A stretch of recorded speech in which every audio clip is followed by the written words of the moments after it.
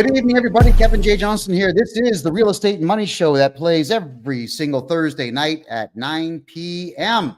Eastern Time. And tonight we're going to talk about your credit score and how to protect your credit score, how to not harm yourself, I think is more importantly what the credit score thing is all about for tonight's show. I mean, I really want to make sure that we're delving deeply into what is both right and wrong with the FICO score system that we have in Canada and the United States. I'm sure many of you have gone out to apply for loans at some point in the past, and you've probably been denied at some point in the past. I think all of us have at some point.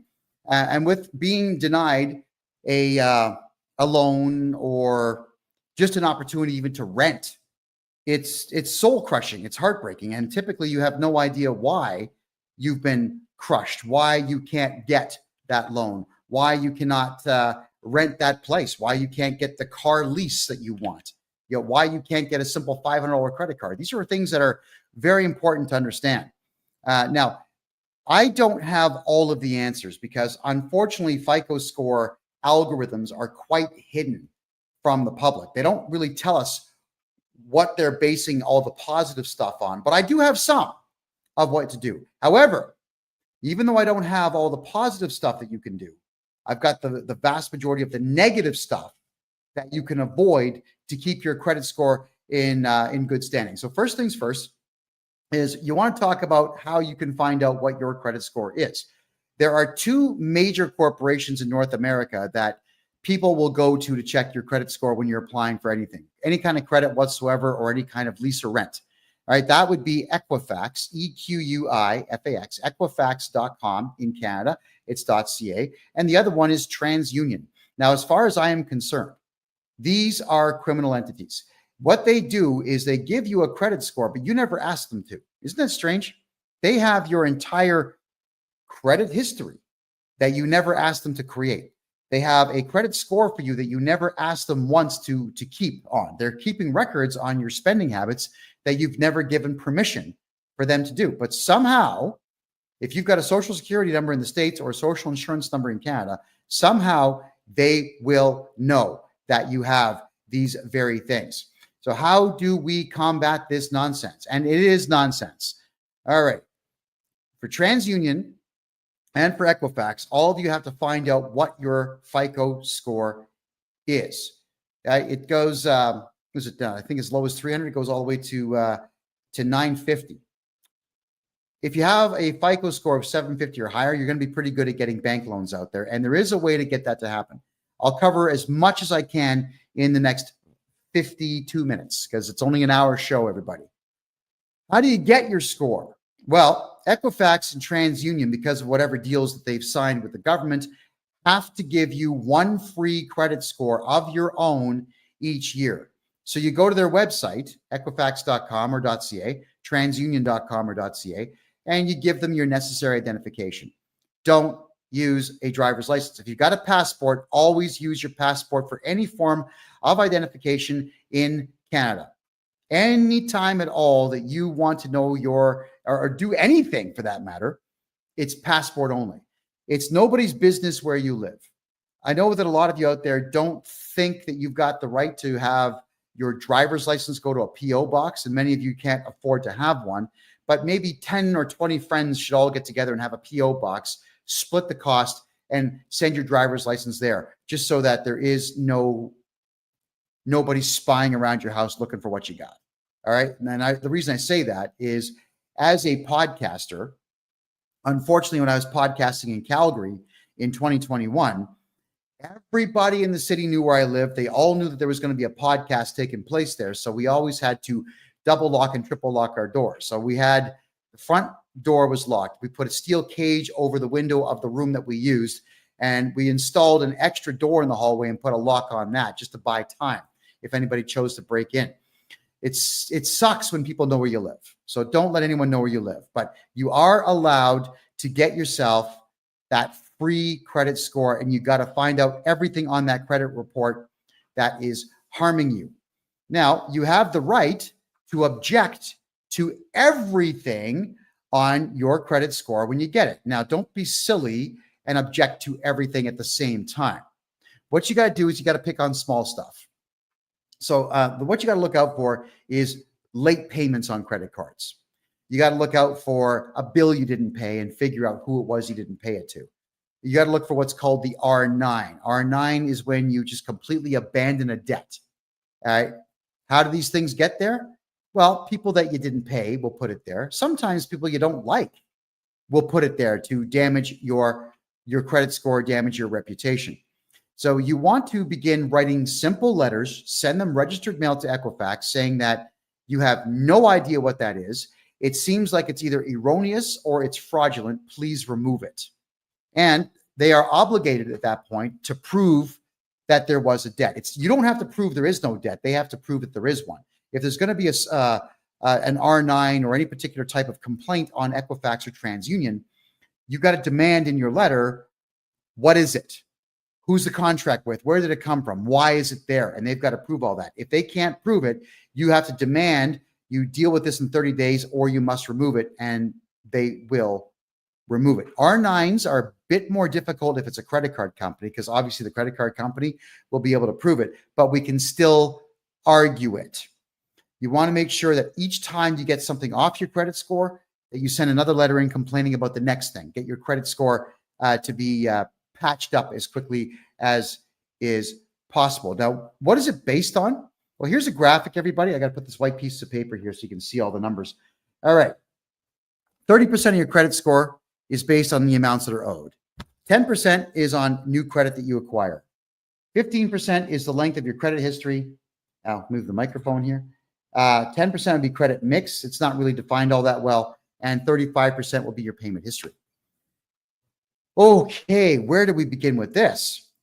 Let's say you just are starting off in life and you want to build some credit. How do you do it? Well, you would apply for a simple credit card, get yourself the minimal amount, which is a $500 credit card. They usually will just give those out to everybody. They really will. Go to a bank machine, take a cash withdrawal, hide the money somewhere. A week later, pay it off. Do it again, pay it off. Do it again, pay it off. Just keep doing this. So while you're taking cash withdrawals on your credit card, don't make purchases because you got to pay for the purchase. You're taking out cash and you're going to put it back on. Yes, you're going to pay a transaction fee, depending on the machine, $1, $5. It's going to be something like that, but you're building credit. You're building a history of paying your bills to a major creditor. Then you'll go to a bank, you'll open up a bank account, and you'll ask for a very small bank loan. Let's say $1,000. Why? Oh, it's for school and I got to buy a laptop. Oh, okay, that's fine. They'll get it to you. Don't spend it. Put the money in a hide the money somewhere that no one's going to find it. Make 3 payments and then go pay it off.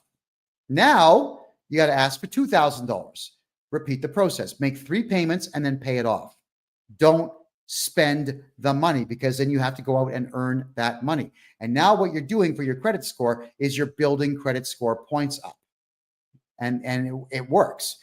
Eventually you'll get a $5,000 loan, then 10, then 20. You're going to keep doing this until you actually need to borrow on something in the future that will improve your life. Like, let's say a car, a truck.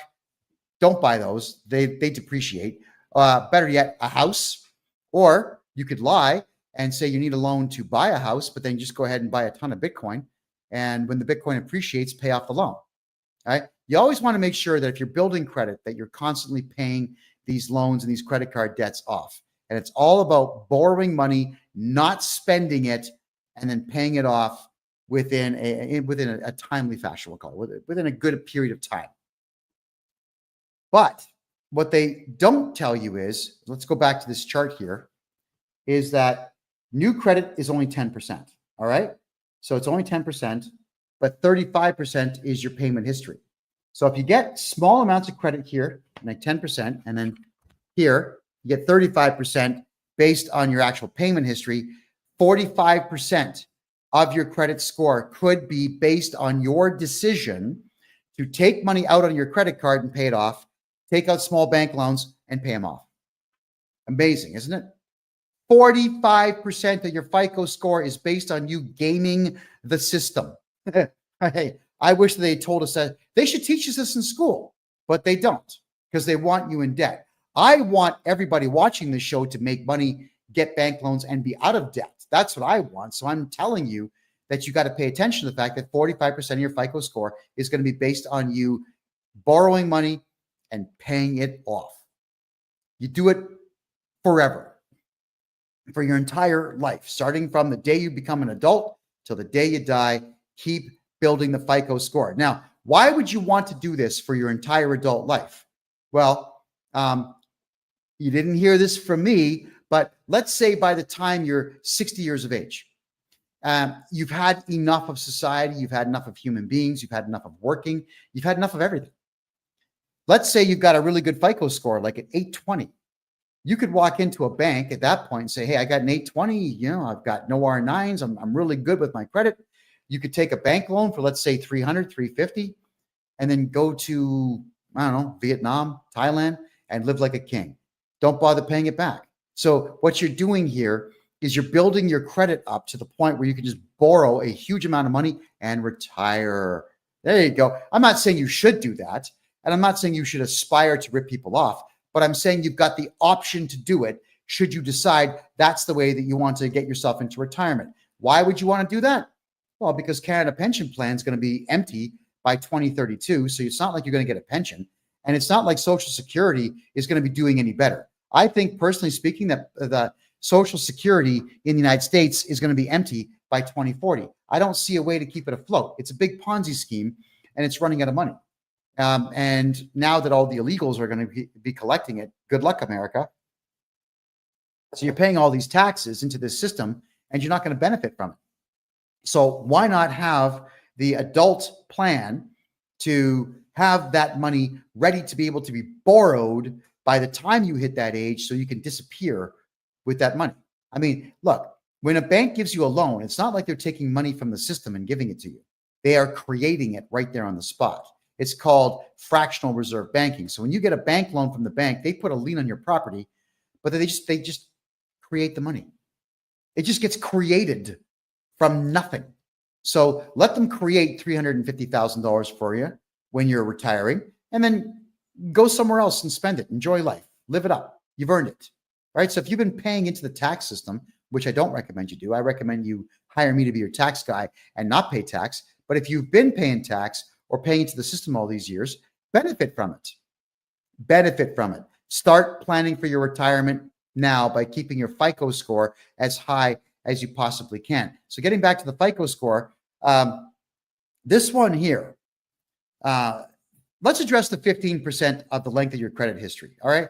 Your FICO score, if you keep your FICO score in good standing through your entire adult life, if you start doing it when you're 18, by the time you get to 60, 15% of your FICO score is going to be based on the fact that you had good credit for 42 years. So keep your credit good in that time as best as you possibly can. But this is the one here that I want to warn everybody about. 30% of your FICO score is based on the amounts of money that you owe. Now, this is where I can really help you out. You got to remember that the way that the credit companies do this is that they've got hundreds of things that go against you and just a few dozen things that help you. Equifax seemingly is in the business of destroying you. Equifax seemingly is in the business of keeping you down, of not allowing you access to the capital that you need to become wealthy. That's what it seems like they're doing, which again, in my opinion, makes them criminals. But it's not like I can walk in there and just shut the company down, but I can tell you how to combat them. Knowing that 35% of your FICO score is going to be based on bad debt that you carry, here is the way to protect yourself. Let's start with basic rudimentary stuff. If you get a cell phone plan, doesn't matter with who.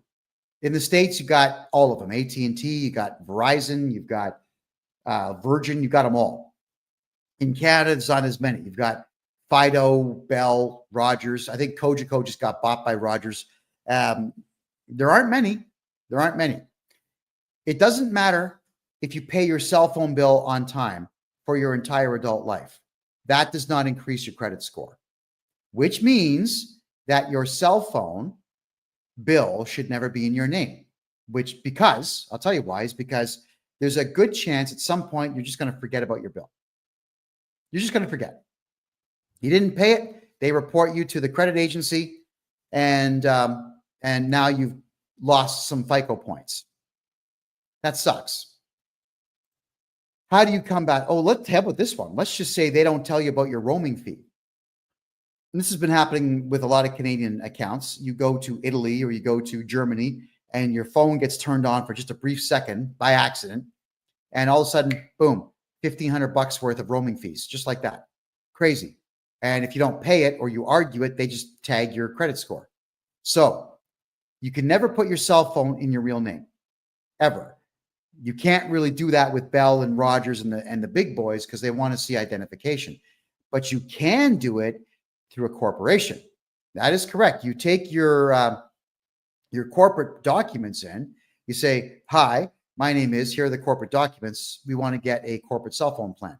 Then they'll say, "Well, we want to secure it against you personally." I'm saying, you tell them, no, it's for the corporation. If you guys shut down this phone, we can't do business. I'm not going to secure it personally.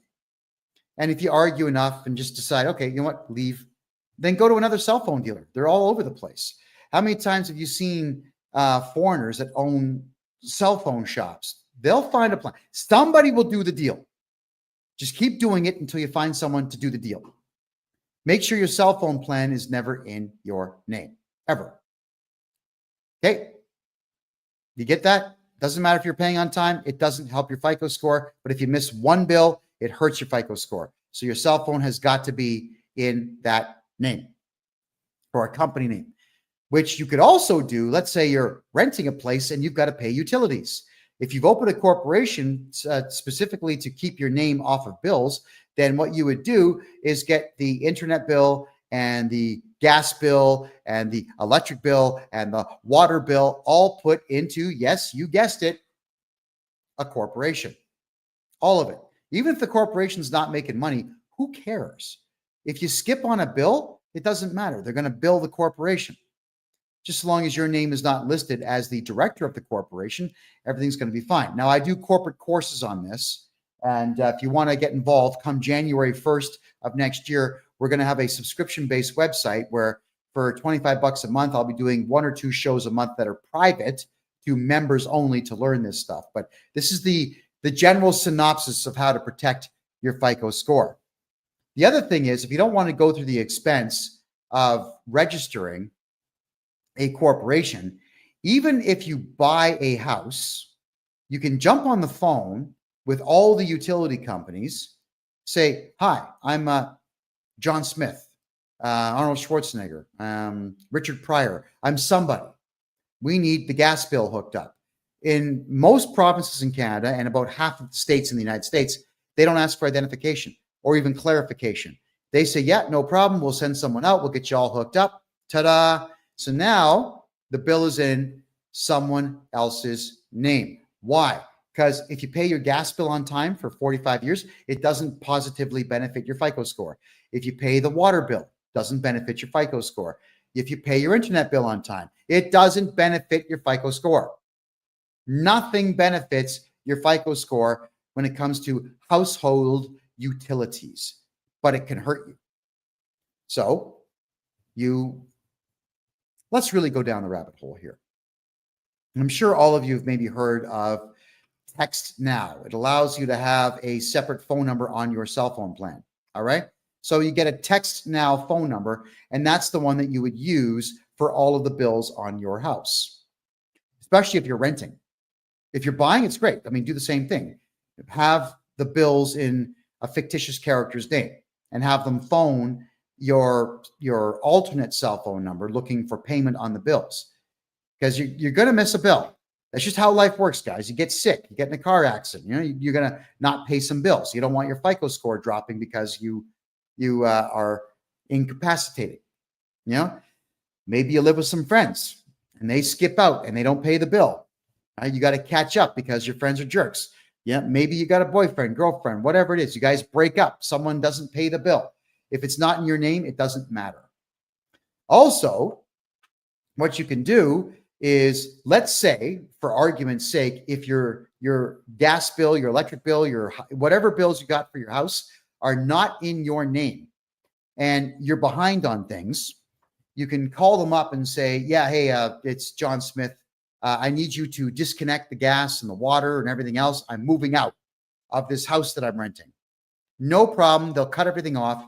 Tell them to send the final bill to your email address or text it to your phone. They will. And then you get rid of that particular text now phone number.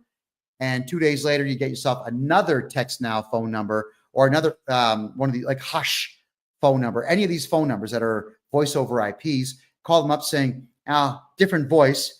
Hey, what's up? I'm Ricky Savage Michelson, and I got to get some bills. I just moved into this rental house. And the process starts all over. So you can actually get away with not paying between 3 and 4 months worth of bills, and you get a new name attached to the same residence that you are living in, and it doesn't hurt your FICO score.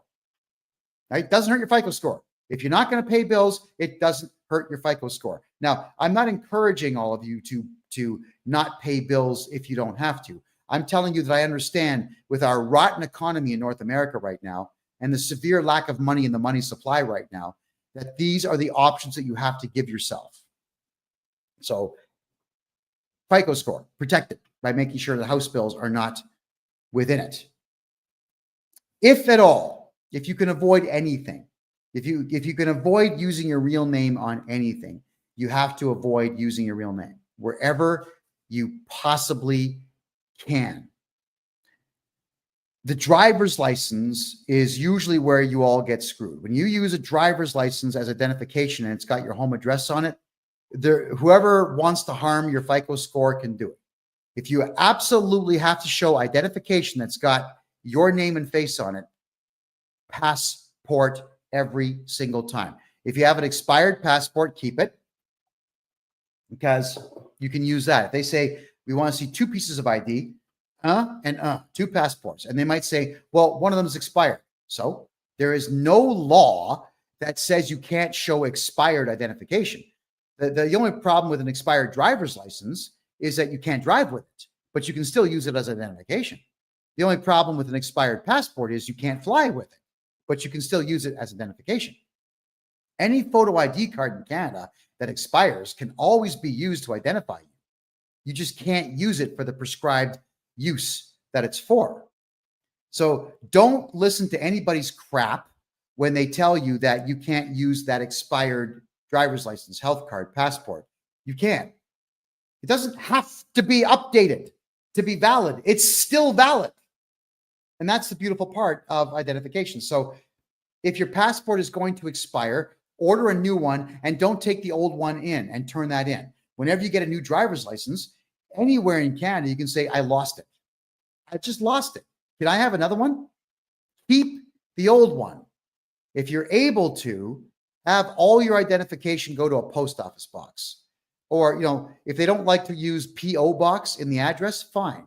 Then go to mailboxes, etc. UPS store. Go to any of the retail mailbox places and get yourself a mailbox and use that. Because if you go to the UPS store, for example, then what they do is they actually have an address.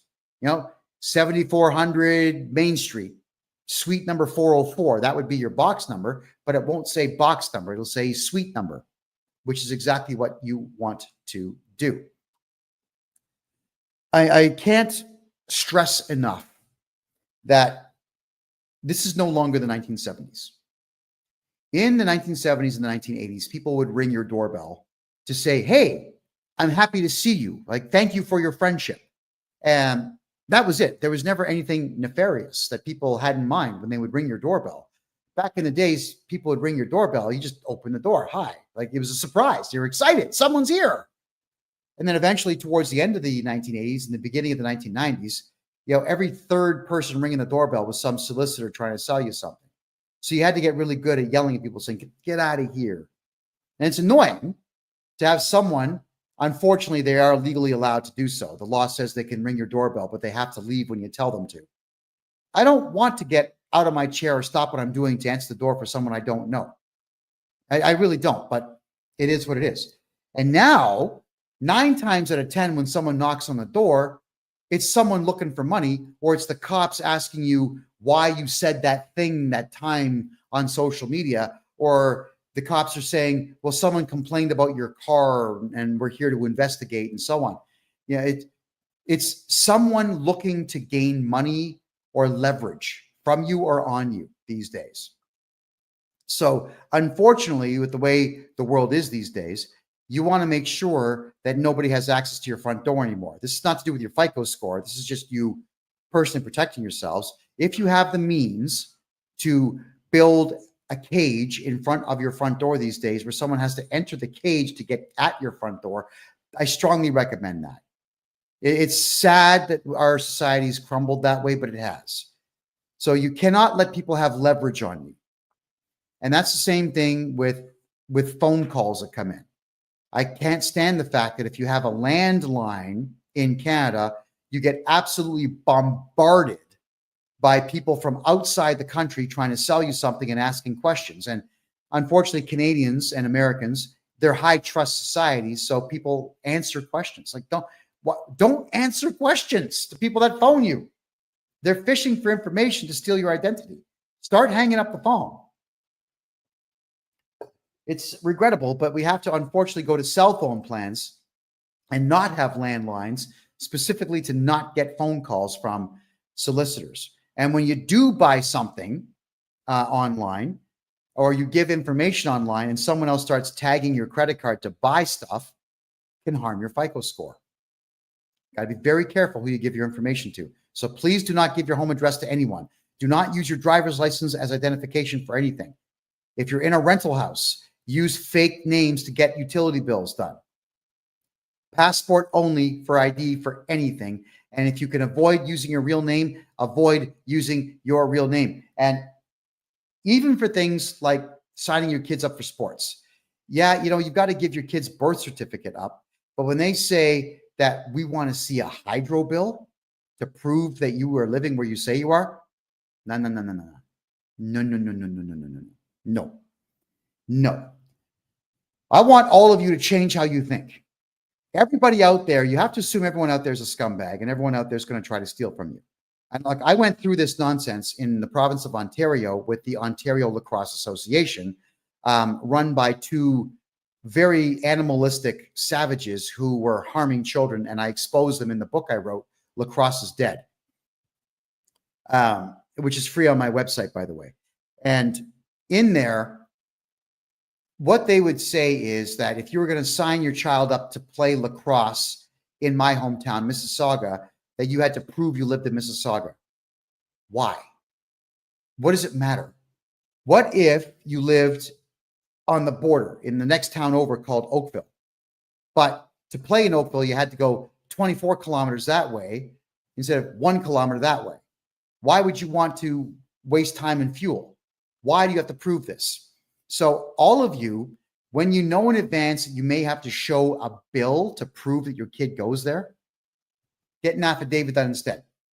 Write up an affidavit. Hi, my name is, I'm of this age, and this is to certify that I live in the province of Ontario and the city of Mississauga in the community of Arundel, Meadowvale, Cooksville, Heartland, whatever. I live in the city of Toronto in Scarborough. You don't have to give your address, because if you're swearing this in and having an affidavit stamped in Canada and the United States, it's just like you testified in court. They've got no choice but to accept it. And if they don't, you can do what? File a lawsuit. That is correct. The problem with the Ontario Lacrosse Association, and again, it's all in my book, is that they were taking the birth certificates and they were taking your home address and they were selling the information. They were selling your information to others. Okay. So I'm turning my Wi-Fi on, everybody. I think I'm getting some complaints that my mouth is not synced with my audio. So tell me if it gets any better there on TikTok, please. Yeah, they were selling the information. So at any given point, your FICO score can be affected by the fact that your information is being sold to others, because you never know what is going to get done with the information. You just absolutely never know. So please use affidavits when you want to tell someone, I live in a city, and don't put your home address on it. We all have to protect ourselves. So getting back to the FICO score pie chart here. All right, let's go through it again. 35%, you can see right there, 35% of it is based on your payment history. So keep that going. 15% right here is based on your length of credit history. So the older you get, the higher the score will go if you keep your credit score in good standing. 10% is based on new credit. And 30% in the red here is based on debts that you owe. And then the 10% credit mix, this would be, were you successful in getting a bank loan? If yes, how many times? Were you successful in getting a mortgage? If so, how much and how long ago, and so on. Do not apply for loans on what's called a hard credit check unless you've already done your own soft credit check. Here's the difference between the two. A soft credit check is not you applying for something. It's you checking out your own credit score. Every time your credit gets searched by somebody, it hurts your credit score, which is why you need to get your free credit score checked from Equifax and from TransUnion. You have no choice. You just have to do these things, everyone. Why do you have to do them? It's because you need to know who is trying to rip you off and who's trying to hurt you. When you get your credit score from them, you need to also look and see how many hard credit checks that there were. Because with the use of an affidavit and a letter to Equifax, you can actually write a letter to Equifax and TransUnion and tell them, hey, someone did a hard credit check and I did not authorize that. They will actually have to produce a signature showing that you authorized that credit check to be done. And if they can't produce that signature, which you probably didn't do, they have to remove that hard credit check. So a hard credit check is you asking for credit from a bank or credit from a financial institution or credit from anyone who involves themselves in lending money or a financial institution.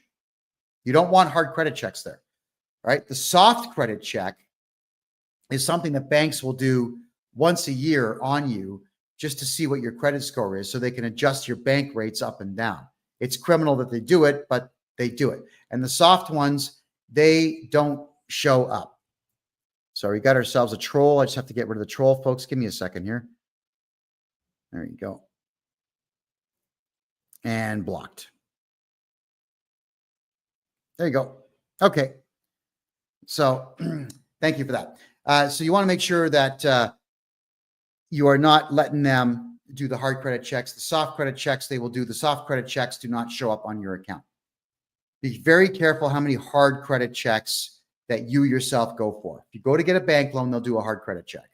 If you don't get the bank loan, that shows up on your credit score, which is why you always have to start off with small bank loans. They might even ask you, do you have any collateral? Yeah, I've got this watch. I've got this gold bar, like whatever you have. You may have to actually let the bank hold on to things for you. Keeping in mind, if the bank loses it, they've got to compensate you 100% plus whatever other fees you demand from them. So yeah, secure the bank loan with gold or silver or jewelry if you need to. But start building your credit using the methods that I have talked about. Hard credit checks, you got to get rid of them all. You have to be in constant watch of your credit score and eliminate as much as you possibly can using everything at your disposal. And I've given you a gold here tonight, everybody. So I'd like everyone watching the show tonight to go to Equifax and TransUnion and request your free credit score. And they will send it to you. And look at everything on there and start to comprehend how easy it is for someone to harm your credit score. So if there's any questions that anybody has, I'll go right ahead and I'll take those questions now. Throw them in the chat room here. This is to do with your FICO score, everybody. It's to do with credit scores. You want to make sure that your credit scores stay intact. Oh my God, we got trolls here tonight. I thought we got rid of all these guys. Oh man. There we go. Confirm. Sorry, guys. Occasionally we get trolls coming in here that like to badmouth me.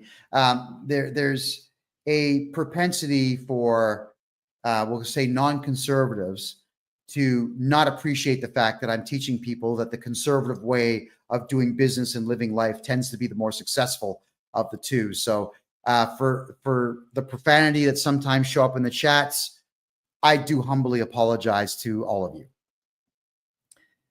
FICO scores themselves, I've been asked many times if it's possible to remove yourself completely from the FICO score. You know, we did have a friend of mine. I helped him write a lawsuit against Equifax because what they were doing was they were interfering with his capacity to live life the way that he wanted to. He served them, but he didn't pursue it. I actually was very curious to know what the judge would have said about a FICO score company keeping your FICO score without your permission to have even opened up your FICO score account in the first place. Okay, so Nada says, renewing a mortgage, and I'm not comfortable showing my bank accounts as proof of pension income. Nada, if you wanted to, you can get a hold of me on my website, kevinjjohnston.com, and you could, I can give you the contact information of a mortgage broker who can get you into a private lending situation where you don't have to show that to anybody. Because the private lenders, they're not going to check your credit rating. They're not even going to check your income. They're just going to ask if you can secure the loan somehow, which of course would be the house that you're borrowing against. And there you go. It's probably going to be 1% above prime, but at least you'll get it guaranteed without having to prove anything to anyone. And that's what the banks do. You see, Canada has asset-based lending, which is why the economy is garbage.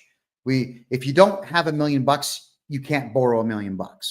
That's the insanity of Canada's banking system.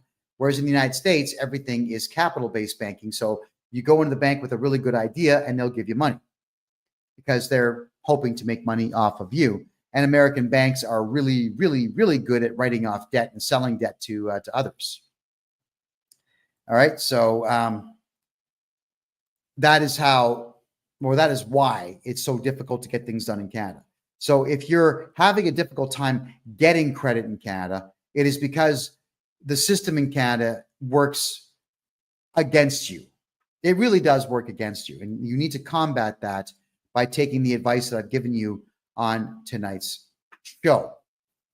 The other thing, and this is another one, they don't talk about this, but the Canada Revenue Agency will report your lack of cooperation with them to the credit companies, Equifax and TransUnion, which is why you got to come to me to get your taxes fixed. I know that you don't want to pay taxes. I get it. And technically, it's actually illegal to collect taxes, technically, but you're not going to win that argument. If you're going to pull the free man on the land stuff, the sovereign citizen stuff, you're going to lose. So what we got to do is make sure your taxes are done properly. I can get you back a fortune. Look, if I was to redo your taxes and get you back everything you paid over the last 10 years, that's not going to affect your FICO score negatively. But if you don't do your taxes for 10 straight years and you ignore them for 10 straight years, you better believe that will affect your FICO score. When we do all your taxes at one time and we find out that you don't owe money, it's going to increase the FICO score a little bit, but not much. It's not like the CRA is going to report to the credit agencies saying, oh, yeah, now he did his taxes, remove that, please. That's not what they do. That's why you have to be in constant contact with Equifax and TransUnion to be able to reverse the damage that's being done on your credit score. So to be able to remove yourself from the whole credit score thing is not something that I have pursued yet, but I'm sure at some point we're going to be able to figure that out. I'm sure there's case law somewhere in the world where that has been done. And if anybody out there knows the case law, send it to me and I'll read it and I'll interpret it and then I'll get another interpretation on it and then we will talk about it on this show. So everyone, FICO scores, very important. And for the next 15 minutes, what I will do is I'm going to recap what I've talked about in the last 45 minutes. So for those who are joining us late here, you'll get a chance to hear what I have to say on this. And with your FICO score, it is based on the following factors. So let me just bring the let's see here. Let me bring the chart back up for you. So right off the hop, 35% of it is going to be payment history. Your payment history is 35% of your FICO score, which is why you want to make sure that when you're borrowing money, you're not buying stuff. You're borrowing money for the sole purposes of building up your credit, because 10% is based on new credit that you get. So 45% of your credit score, everybody, is based on you acquiring some credit and keeping it in good standing, which is absolutely what all of you should be doing. Get what I was saying earlier in the show is you go to your bank machine with your credit card, get a credit card for $500 on it, take money out, hold on to it, pay it off a week later. Take more money out on the credit card, cash advance, pay it off, cash advance, pay it off. If you do this every week, that's 52 positive FICO score increases per year on just that one credit card. So once you've done that, you could apply for another credit card. So get a Visa and a MasterCard, both with $500 on them, and do the same thing, like Visa, MasterCard. Go to the bank machine, pull the cash. So if you have 2 credit cards, then that's 104 positive influences that you can have on your FICO score. Isn't that incredible? So after a year of doing that, as I said earlier in the show, you go and get a bank loan for a small amount of money, $1,000. Tell them you're buying a laptop for school. Keep the money in your room, hide it, make 3 payments, pay off the loan early. And meanwhile, while you're doing this, you're playing the credit card game. Then get a loan for $2,000. Make 3 payments, pay it off. Don't spend the money. Never spend the money. You're just taking it out for the purposes of putting it right back in and building your FICO score. Just keep getting bank loans so long as you've been building credit slowly. And then eventually you'll have yourself in a position where you could get a mortgage in the future. And let's just say you do get a mortgage in the future and you pay it off in good time and good standing and whatnot. And you keep your FICO score over 800 points. By the time you get to your 60s or 70s, you can get yourself a very big unsecured loan and just keep the money. And that's your retirement plan. So your retirement plan should not be Canada pension plan. It should not be Social Security in the States. It's going to be empty by the time anybody my age gets to retirement age to collect on it. You're never going to collect on it. Build a good FICO score. Take the money, take a loan out when you get older, pocket the dough.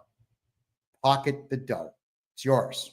That's why I'm encouraging all of you to build credit and keep it in good standing. When you rent a house or you buy a house, none of the utility bills in that house should ever be in your name. Just in case you forget to pay a bill, you get sick and you can't pay a bill, you lose your wallet, you can't pay a bill, you get robbed, you can't pay a bill. If it's not in your name, it doesn't matter how late you are. It's never going to affect your credit score negatively. And that's exactly how you should want it, where it never affects your score negatively, period. Cell phones should never be in your name because at some point, I promise you, you will miss a bill or you're going to go over on your data or someone's going to ghost your phone and they're going to use your data. You got a big bill and you can't pay it, never in your name. And if that means that you need to get prepaid phones, then so be it. Not a problem.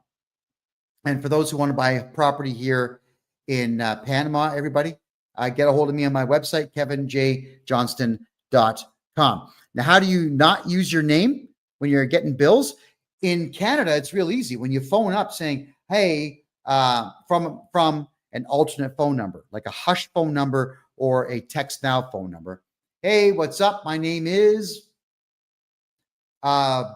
Billy Joe Jim Bob Barker. and I would like to have gas in this house. I'd like to have water in this house. I'd like to have internet in this house. So my name is Billy Joe Jim Bob Barker, and the address is 123 Jason Street. Come and install it, and they will, because the utility companies, they're all greedy. They'll just come and install it. Never in your name. Never in your name. Because, and I don't like to encourage this, but I'm just saying, in case you have to book it fast, you got to move out fast, just get out, and you don't have to pay those bills. Hotmail's free, Gmail's free. Whenever they ask for an email address, give them an email address. It's like not fake. It's valid, but that's the one that you're going to use for those particular sets of bills. And that way your FICO score never gets hurt because you have missed bills or you skipped out on bills. It's a rough world out there. It's a very rough world out there. And quite frankly, with the nasty and useless service I've gotten in the past from Enbridge, Gas in Canada, from EnerSource, from all these companies, from Bell Canada for phones and whatnot, I don't care about them. These are multi-billion-dollar corporations that are multi-billion dollars corporations, not because they're good at what they do, but because they were established more than 100 years ago.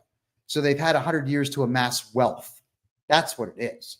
And do I care that the founders of the company may not like the fact that I'm not paying the bill? They've been dead for maybe 50 years. Who gives a crap? I don't care about massive conglomerate companies. My job is I help the little guy. I've been doing that for a very long time. And I help people retain their tax dollars, get their tax dollars back, not pay taxes and not pay bills that are going to interfere with their FICO score and their credit score in the future. And Shooker, if you haven't done your taxes in 10 years, it's okay. Get a hold of me. I'll get them all done for you at one time, and you're not going to pay a penny to the CRA. That's a promise. Get a hold of me, and we'll get them done. My name, KevinJJohnston.com. Let's wipe out your tax bill. And in fact, I prefer it when someone hasn't done their taxes for 10 years because I can get that tax return done in about 3 days. You're going to owe no money. It's going into the CRA, and that'll be the end of it. All right. So that's how it all works. Awesome. Okay. Next here, I'm just having a quick look at the questions now. All right. Moon Goddess is asking, shouldn't credit scores be irrelevant since financial institutions go into our QV accounts that are all caps? That's free man stuff, Moon Goddess. And that stuff may work if you are an absolute expert in it. But for the most part, it doesn't work. And I wouldn't count on that. What I would do is play their game in their arena, keep your FICO score as high as you possibly can, and you're going to be just fine. All right. Stay away from the free man on the land, people. Okay, guys, they're going to hurt you, not help you. That's the big problem with the free man on the land stuff is you've got individuals who think they've got some magical solution and they don't, using magic words, like sprinkling fairy dust on your paperwork and it goes away. It's not how it works. Do it my way. My way is I know the law. I've studied tax law for 40 years and criminal law for 20 years and civil law for 20 years. I know what I'm doing. We use the law and the rules of the land against them. Do it that way. How do you become a millionaire farmer? Not in Canada. But if you are a farmer and you contact me, the Canada Revenue Agency expects farms to lose money for at least a decade. So I can make sure your farm loses money and you don't pay tax. At least I can do that for you. So maybe on the years where you make $400,000 or $500,000 on a harvest, you can keep it all instead of paying tax. You know, that's the part I don't get is farmers feed entire cities. It's true. They do. So why would you want to put farmers in a position where they can't feed cities? I can't stand the idea of farmers being taxed. I actually think out of the one profession in the entire country that should be completely tax exempt, it would be farmers who sell to Canadian distributors to make sure that Canadians eat. I honestly do believe that, which is why if you are a farmer or you work in a farm or you know farmers, tell them to stay away from the company called FBC. It stands for Farm Business Consulting. They are crooked as hell, and they have absolutely destroyed hundreds of farms all over the country by over-reporting earnings that farmers are making. They really are a disgusting bunch of people. They suck at what they do. What they are is that they're franchise holders in taxes. They're not actually accountants, and they suck at what they do. So yeah, that's my personal view on farms. And whenever farmers contact me to do their taxes, I absolutely make sure they pay zero taxes. I do about 4 times the amount of work on a farmer that I would do on a regular account, because I want to make sure that farmer stays in business. If anybody ever wonders if I'm lying to you or not, just understand the fact that when Stalin caged everybody into the Ukraine and took over all of the farms and then shut them down, what happened? Between 6 and 10 million Russians and Ukrainians starved to death. That's what happens when there's no farms. People die. So I want to make sure, and I'll be petitioning the government at some point in the future to completely keep farmers from having to pay tax. And so long as they're growing, then they should not be taxed. If they are selling anything, I don't care what it is, cucumbers, wheat, beef, they should not be paying tax on any of it. And what's really bizarre too is that there is farm fuel. So you can buy diesel fuel to run farm equipment and at a much lesser price. It's probably like half. I don't know the exact amount, but it's about half of what you would pay at the pump. And then what they'll do is they put this purple dye inside of it so that if you fill your tank with it to drive around, like your pickup truck or your diesel-powered Mercedes or whatever else, sometimes you get pulled over by losers, and they are losers. These supposed traffic guys, like in the province of Ontario in Canada, they're called MTO, right? And they're the guys who couldn't pass the psychological exams to become cops.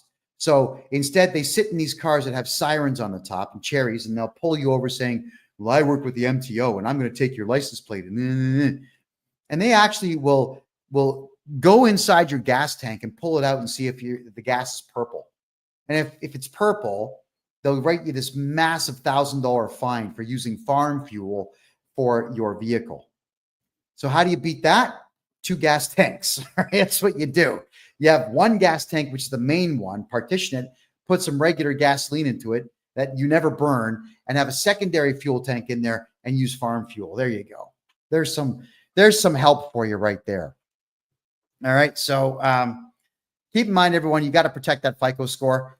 Rewatch this show, which is going to repeat all weekend now on Rumble. Just type in freedomreport.ca to watch the repeat. I'd like all of you to take the advice that I'm giving you here to make sure that you build credit and you hold on to credit so you can use your good credit score in your 60s and 70s to take out massive bank loans and never pay them back and retire with the bank's money. Because if anybody out there screws the banks in Canada or United States, I'm a happy guy, because that's all the banks do out there is rip we, the small guy and gal, off on an absolute regular basis. That's crazy. My name is Kevin J. Johnston. Thank you very much for being here. This is the Real Estate and Money Show, where we talk about real estate, money, investment, gold, silver, and taxes. And we do it every Thursday at 9 p.m. Eastern Time. I want to say thank you all for being here. I can't wait to see you again next week, which we will do at freedomreport.ca. Have a great night.